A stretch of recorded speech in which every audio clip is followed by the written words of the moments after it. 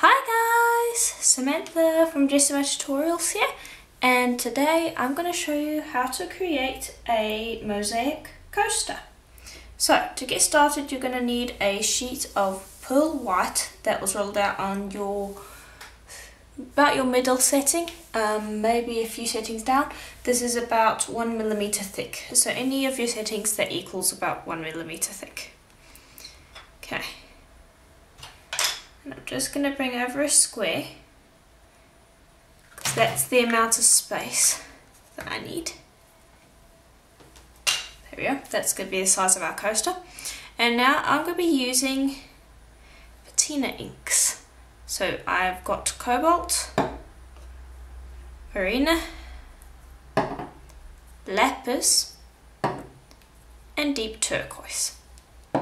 Okay, and so I'm going to start with the lapis. Make sure you give these a good shake. Okay, so just open that up and open it away from your clay. And pop a small drop on, and you'll need a straw as well, and blow this around.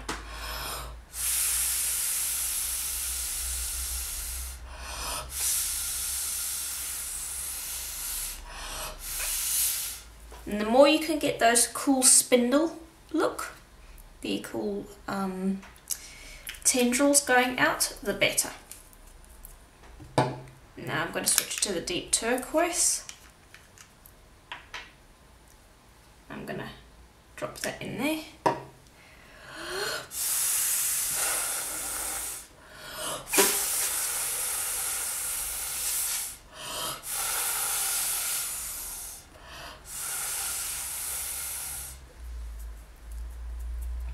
Okay, then I'm going to bring over the cobalt.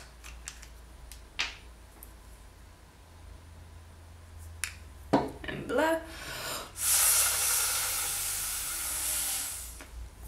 And just remember to dry your straw every now and then, because the moisture from your breath will create water droplets on the ends. Okay, then I'm going to bring up the marina.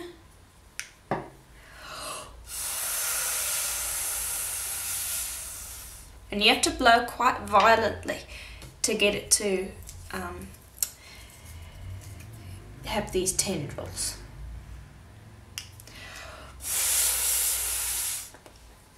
Okay, and just continue doing this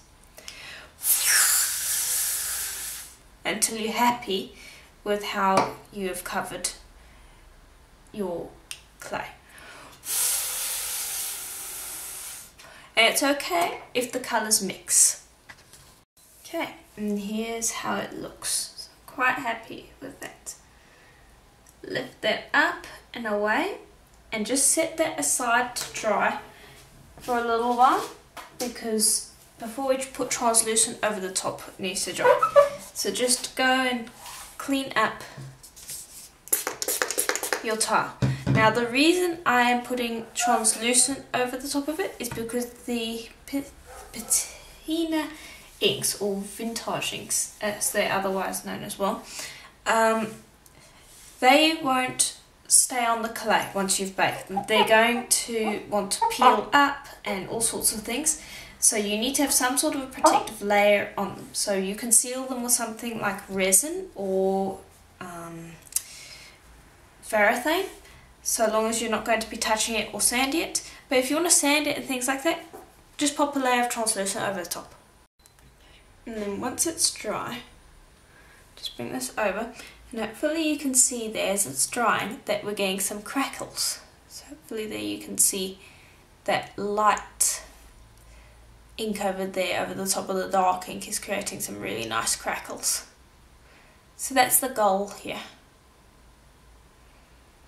So now what I'm going to do is I'm going to bring over a sheet of Prima white translucent.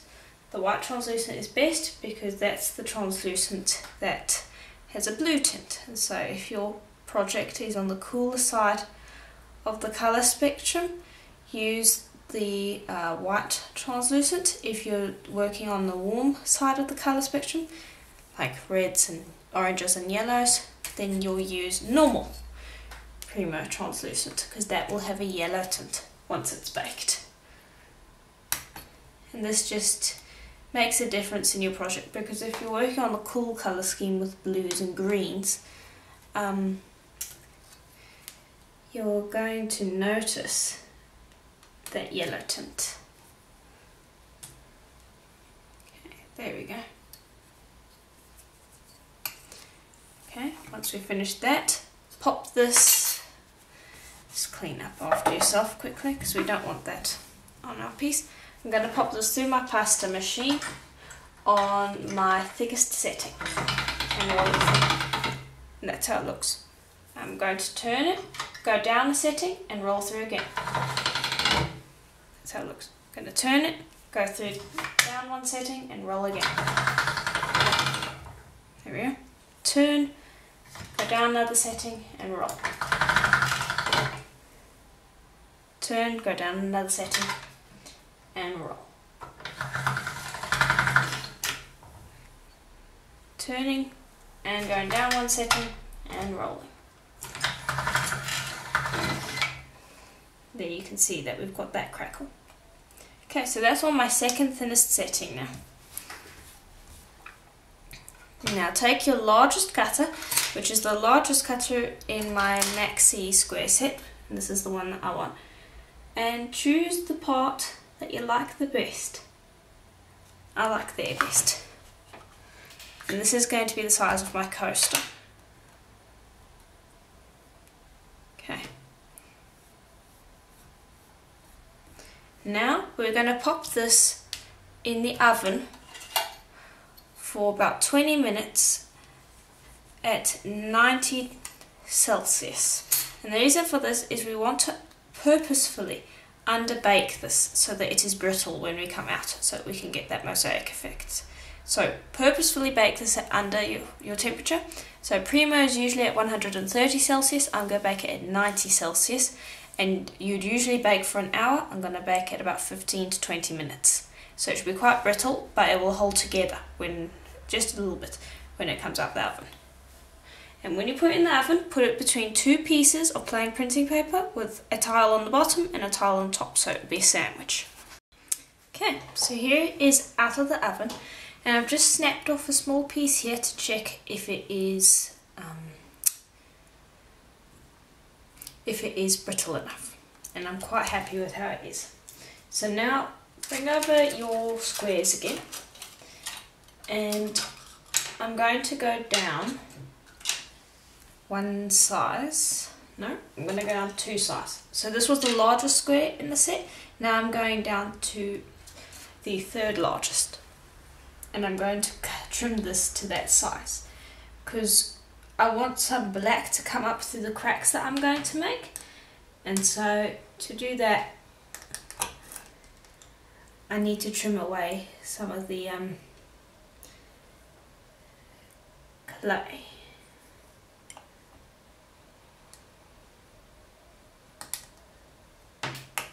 There we are. Just be careful.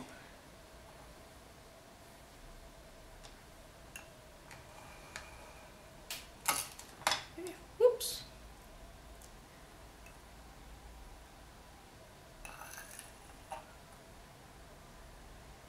And I'm just roughly trimming away the excess clay. So I'm going to be left with a little bit left. Okay, now I'm going to bring over a sheet of black clay on a piece of paper. That's just going to make it easier. And I'm going to take my largest maxi square and I'm just gently going to press an impression in there so I know where to work. Okay. Now I'll take this and I'm going to use my craft blade to just trim away pieces.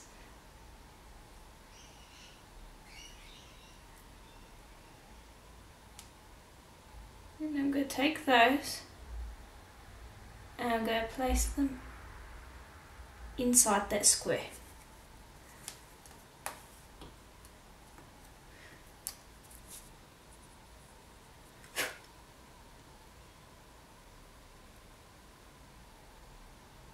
This is going to take some time to lay out.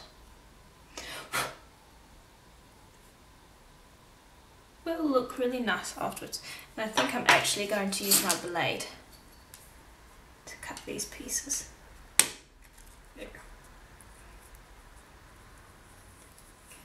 And just remember where each of these pieces came from so that you can lay it in the right spot, or roughly in the right spot. Doesn't have to be perfect. The closer you can get it, the better. Now just carry on doing that until you've cut up your entire square and placed it across here.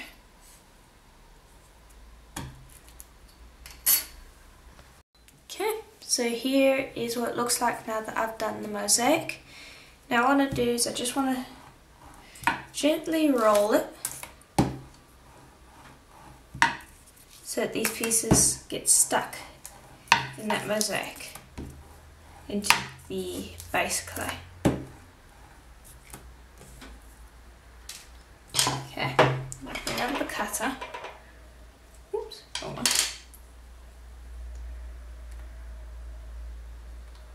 And just gently move it into position so that it fits. I'm just going to go the whole way around, make sure that I'm happy with how that looks. Sorry, I'm coming off screen. There we go. And I don't want the mosaic to touch exactly around the corners. It's got to look like the mosaic is sitting inside there. So I want to move this one just a tad forward this way.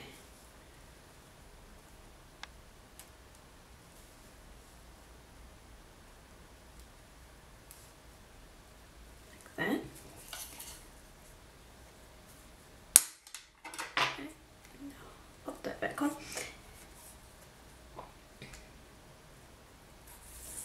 Okay, and I'm just going to keep this here. And I'm just going to move a few pieces forward. And I'm using a tweezer because it's easier to use a tweezer.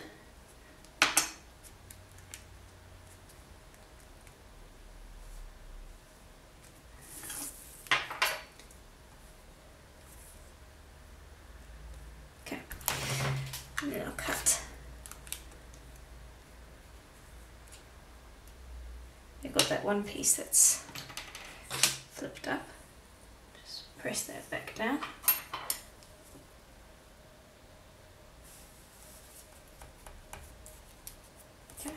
And I want to just move a few of these pieces so that they, oops, are closer to the edge here.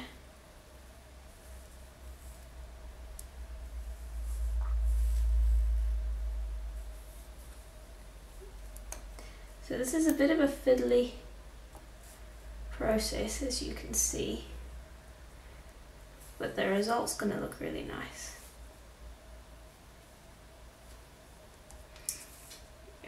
Just move these around a little bit to get it looking a little better.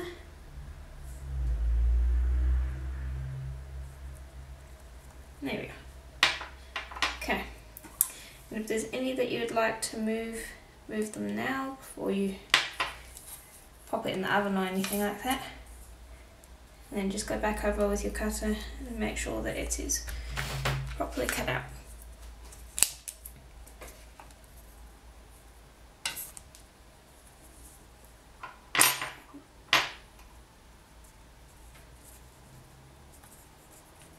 And I'm just pressing to make sure they're all properly stuck on. Okay, then I'm just going to trim up these sides so they're nice and straight and don't have any straggly bits.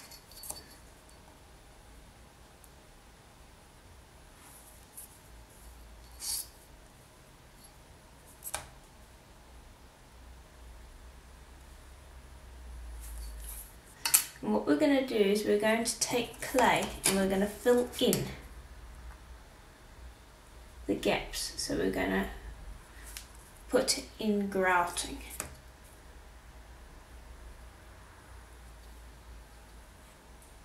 So I'm just busy cleaning everything up before it goes in the oven.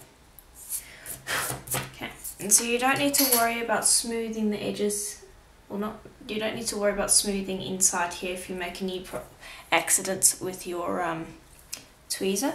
Just make sure that these edges are all nice and smooth, and that the mosaic pieces are all sitting properly.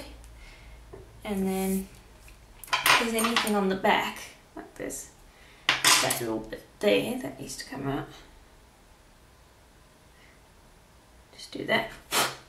And then I'm just going to press to make sure that the back has a nice texture.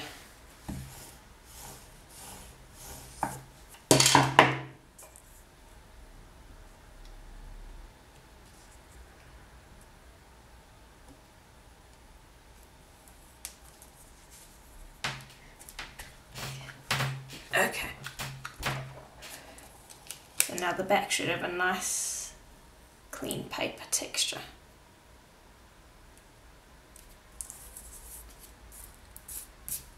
Yeah. Pick that out, lay that one tile down,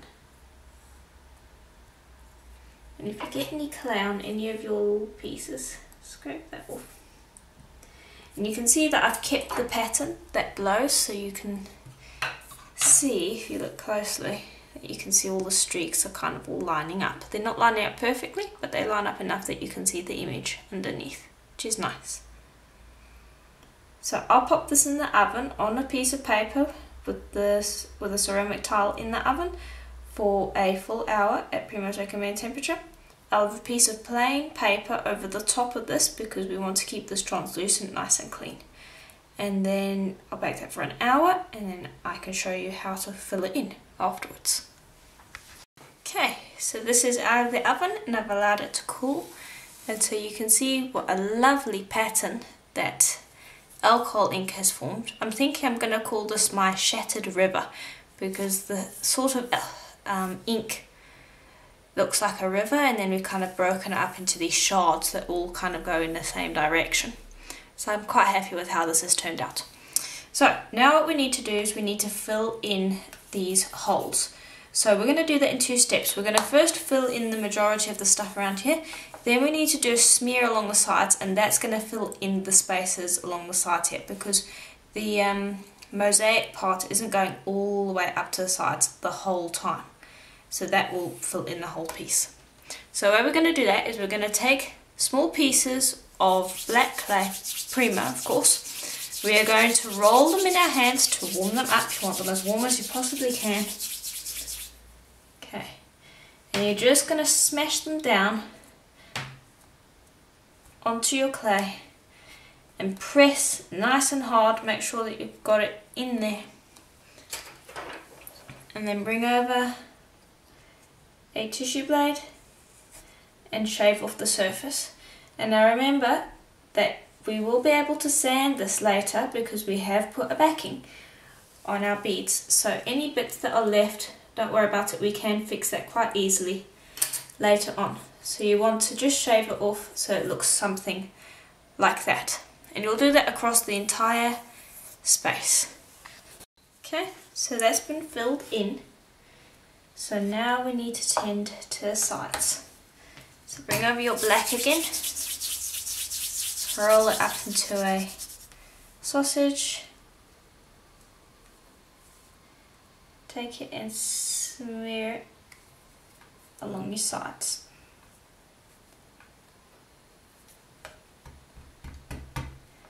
Okay, I'll do that on the other one. Make sure you've got a big enough piece that it's going to cover your entire side, because you don't want to have to do it twice. Start. Okay. And just check that you got everywhere. We'll smooth off in a minute. I just missed a tiny spot there. Just do this the whole way around, and you want a nice thick cover. And now it might look a little gritty and messy at the moment, but we're going to clean that up through sanding, and we're also going to wipe it down in a second. So it will clean up in a bit. It's just at the moment we're busy filling it in, and it's a little bit of a messy process. But don't worry. Everything tends to look worse before it gets better. Okay. And just make sure you don't miss anywhere, like over there. Okay, and then smooth out that seam so that the sides will be nice and smooth. So go around on the sides and smooth it out so that it looks nice and pretty. Fill in any areas that need to be filled.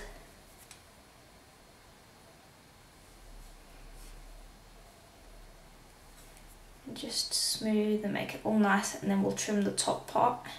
Just a second. I want to attend to this bit first. Okay, now just quickly bring over your piece of black. I've got a nice big piece so that I can group up everything. Okay. Now very carefully go around the edges and scrape off the bits that are left behind when you smeared. And try to get most of it. If you miss a bit, it's not a complete disaster, of course, but it's just best if you try and clean up as best you can.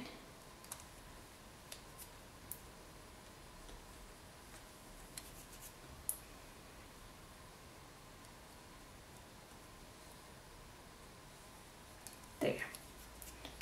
Okay. I'll go back over. Smooth, and I missed a little area over here, little spot here that I need to fill in again.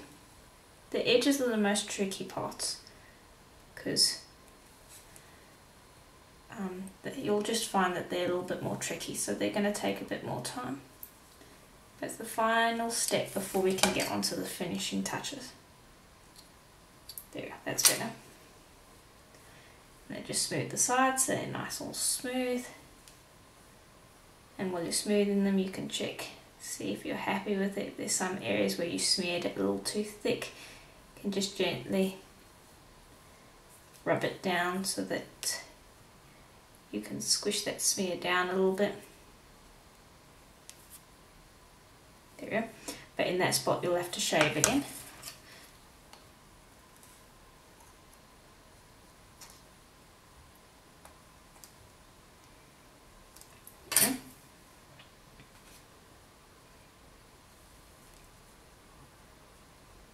Okay, so that's pretty much done.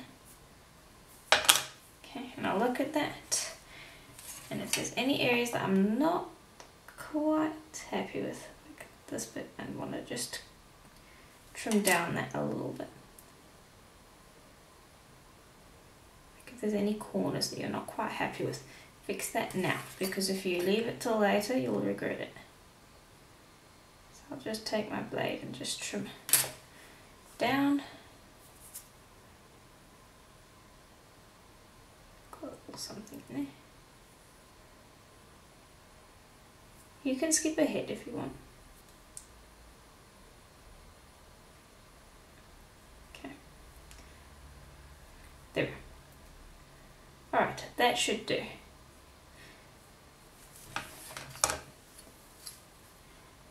Just do one last check that everything's nice and flat and in its place.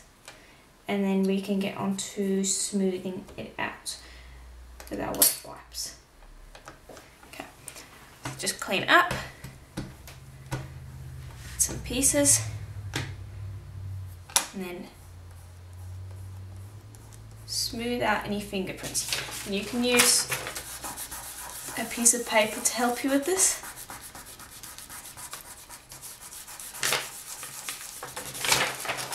And use that to help smooth any areas. I find a finger works pretty well as well. But don't worry too much about fingerprints in the black, it's just a texture basically, and so textures will be hidden by the resin that we're going to put on here, so don't worry too much about it. Just remove as many as you can, but don't fret about it too much. Okay, now just bring over a wet wipe and 99% alcohol, and I'll just spray the alcohol on there. Wrap the wet wipe around my fingertip. I'm just going to wipe the surface, and you can see that stuff's coming off there.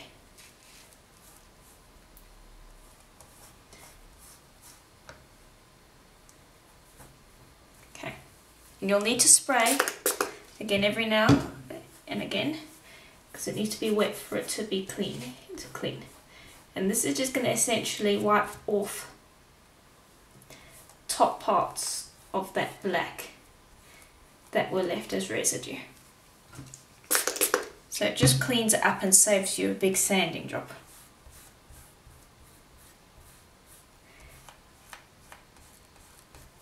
You can see it's coming off. Okay, that's almost finished.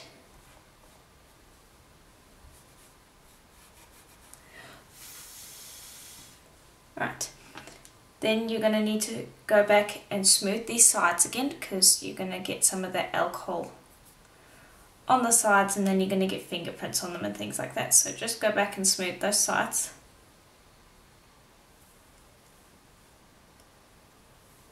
Okay.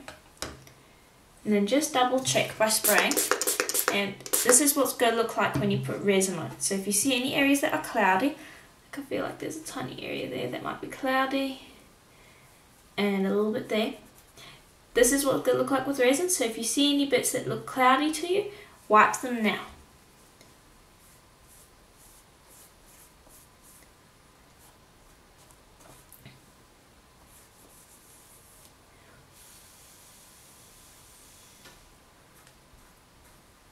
Okay, last one. Just going to quickly smooth, and then I'm going to pop this back in the oven for about half an hour at pretty much recommended temperature. And then when that's done, we can get down to sanding everything and popping a layer of resin on it. And I quite look forward to that. And also, when you're wiping it with the wet wipe, it's going to remove fingerprints as well if you're pressing hard enough. So it's a great way to remove those fingerprints that you couldn't get rid of earlier. Again, don't stress too much, because they will be wiped out by your resin if you put it on, but it's nice to remove them anyway. So there we go. Right. So if I blow now, you shouldn't be able to see any fingerprints. Okay, so I'm going to go pop that in the oven, and then when you put it in the oven, have it on a sheet of paper, pop a sheet of paper over the top, and have a ceramic tile over the top so it keeps it nice and flat. Okay, so it's out of the oven now, and it looks quite nice. So now we're going to get into the sanding. So I'm just going to bring over my 400 grit polishing paper, and I'm going to start sanding the front. And now, because we're going to be putting resin on it, the main reason for sanding is to just clear it up, get rid of any smudges that we might have missed, and this is for the front. So you don't have to worry about getting a really high polish, it's just about getting it nice and clear. As for the sides, you want to make a bit of an effort to make sure that they're nice and clean and clear and smooth and shiny. So this is where you want to apply your effort. Make sure that they're nice and shiny. Well, on the front, you don't have to spend as much time on, because we'll be putting resin on that, and that's going to essentially take away any bumps or things that we have in there. We just don't want any smears of clay left over and things like that. So just go through your grits. I'm going from my 400 all the way up to my 8000, and then when we're done with that, we can actually get a quick buff along the sides, and then we can do the resin. Okay, so here is now that it has been sanded. It should have a nice slight sheen to them. This one you can see has a nice shine.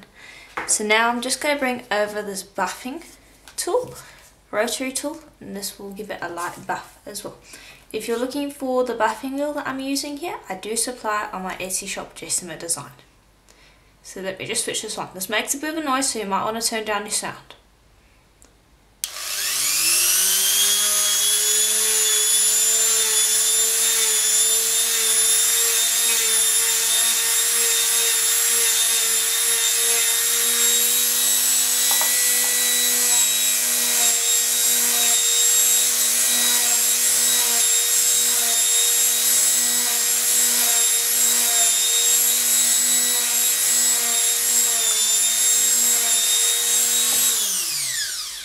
And that should do just fine, and that should give it much more of a sheen. Okay, so let's move on to the resin now. So I'm going to be using this resin plunger, and this is going to make sure that my resin is measured out properly. So just take off the resin, and I'll go hover it over this cup and wait until the tubes level out so there's no more bubbles. And I'm going to take it and I'm going to squeeze.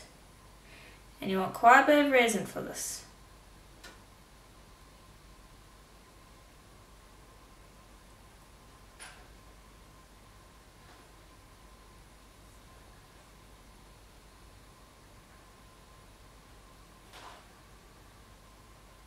Okay, that should be enough. Pull the plunger back up to suck it out, and then just reattach your lid. Okay. Now just mix this for about 5 minutes until you have no more streaks. Try to avoid air bubbles as much as you can.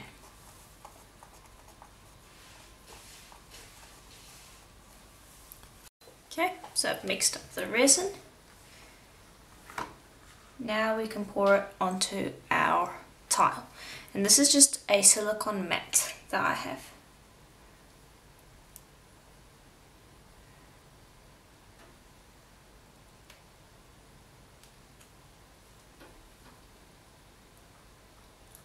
Now I'm just going to pour it on at first in a small amount.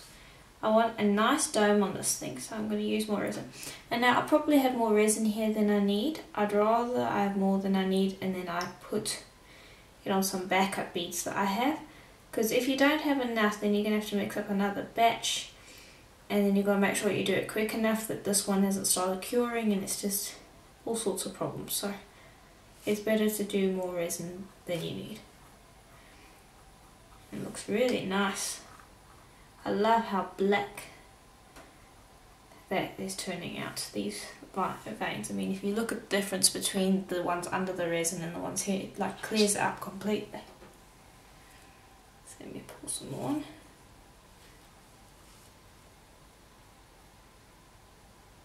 Okay, the important thing though is to not pour too much on, because if you do that then you get spills.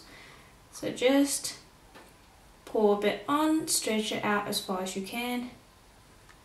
Make sure you cover everywhere. And then as soon as you can't possibly stretch it out anymore, pour some more on. And so on until you've covered everything. And then pour on some more so that you get a bit of a dome. Just be careful you don't pour too much on, because that's very easy to do, I found.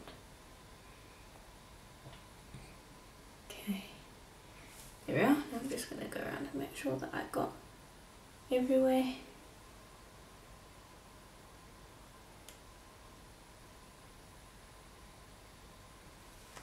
Okay.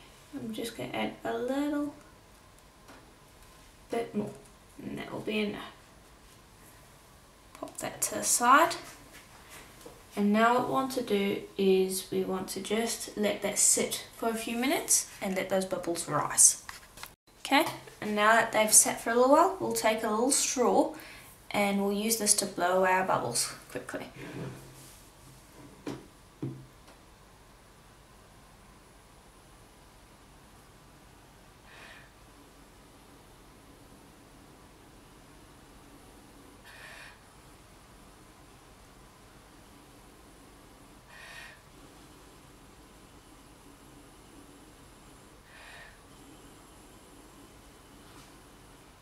and that will get rid of quite a few bubbles. Now I'm going to let this rest for a little bit longer and carry on doing that for a few minutes, and then about the 5 minute to 7 minute mark, if I haven't got rid of all of the bubbles, then I'm going to bring over the heat gun and warm this up, and that helps get rid of bubbles as well. And I'll just show that on the tutorial whenever I do it. Now if you have any little hairs that you see, get rid of them. You don't want hairs. So just check for little imperfections. Okay, so I've let it sit for a little while. Now I'm going to warm it up with the heat gun carefully and from a distance to make sure that the air bubbles rise to the surface, because the warmer the resin is, the faster they come to the surface. So I'm going to set my heat gun on my highest heat setting and on my lowest wind speed, and I'm going to hold it a good half an arm's length away from my resin.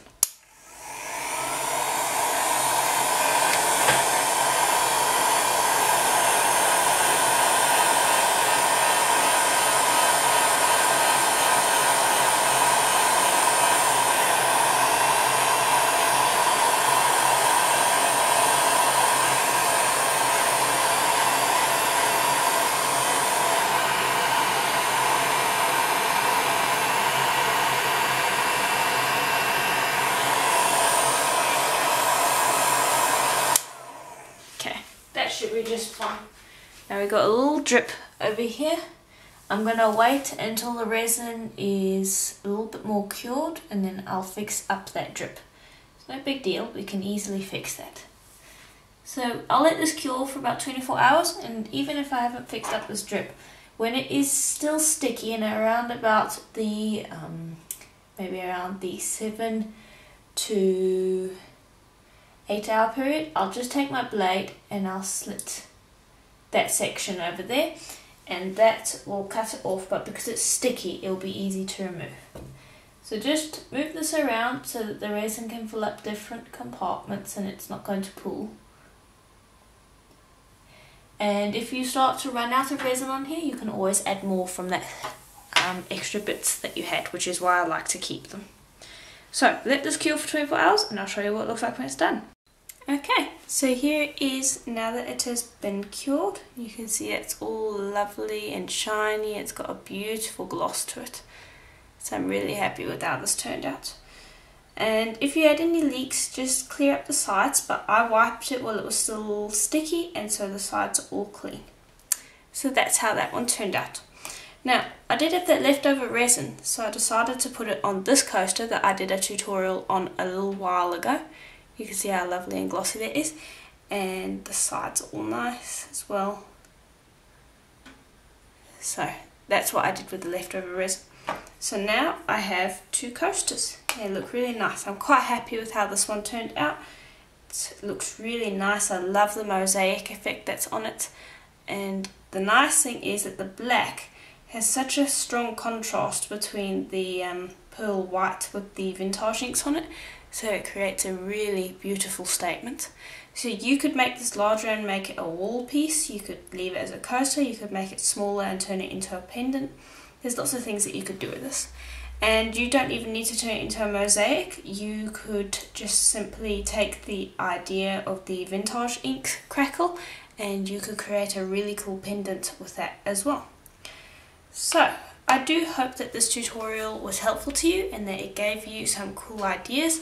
I'd love to see what you guys come up with after watching this tutorial. If you do make something using the tutorial, please do let me know and send me photos. You can do that through Instagram, Facebook, or even the website. Just tag me and I'll be able to see it and I'll comment, because I love seeing what you guys come up with. And if you like the video, please do leave a like and a comment. I love hearing what you guys think about the videos. And if you would like to support me, please do have a look at my Patreon account. I have all sorts of tutorials that I post on there every single month, and I'm sure you guys won't want to miss it. And if you want to get the cutters that I used in this tutorial, I have them on my Etsy shop, Jessama Design, along with all sorts of other tools that I'm sure you guys will love. And as always, I will see you in the next tutorial. Bye for now.